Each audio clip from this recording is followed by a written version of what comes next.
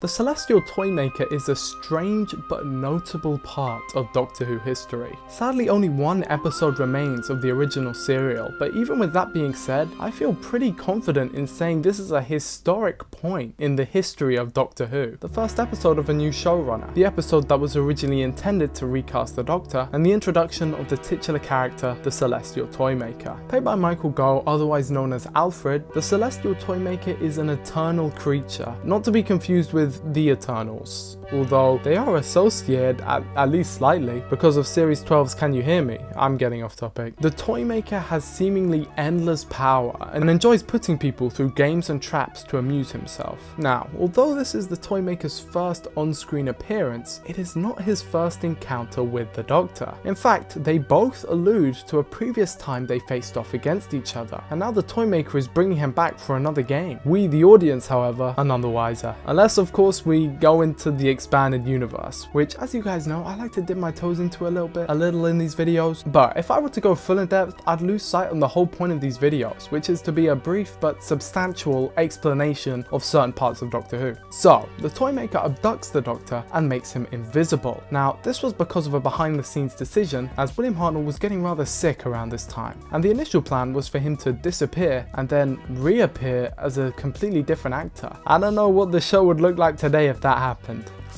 Sheesh.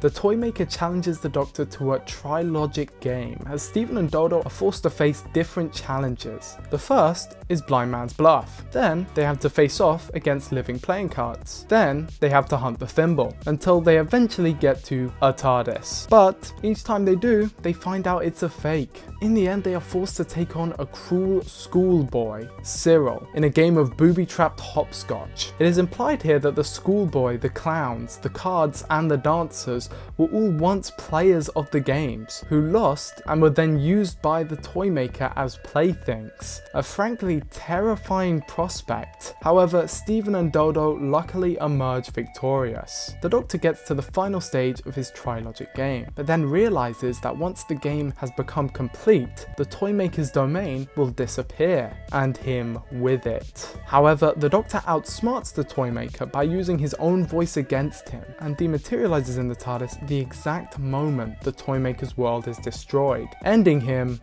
forever.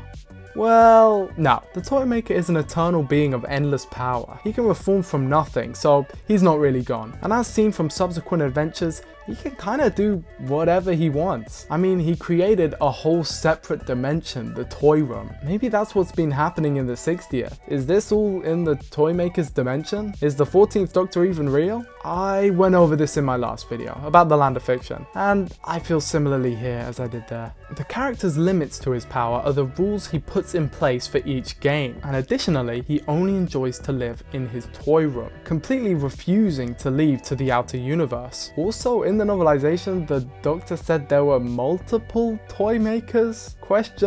And that both he and the Toymaker came from the same universe, which opens up a whole lot of lore implications that are probably too much to go into right now, but it is interesting. I'm gonna have to make a note of that. The Celestial Toymaker was also meant to be in the Lost Season 23 that never was, the one that was replaced with Trial of a Time Lord, in an episode titled The Nightmare Fair. This was later adapted to a book and audiobook, but was originally teased at the end of Revelation of the Daleks, when the Doctor says he'll take Perry to Blackpool. When the original plans for Season 23 had to be scrapped, the line was cut short, so that instead, the Doctor says, "I'll take you to blank." So yes, the Toymaker is still out there, and has had only one on-screen appearance in almost 60 years, meaning, dare I say it, he's about set to return. I hope you enjoyed the video. I've got something big hopefully coming soon. Don't forget to leave a like and subscribe, and I will see you in the next one.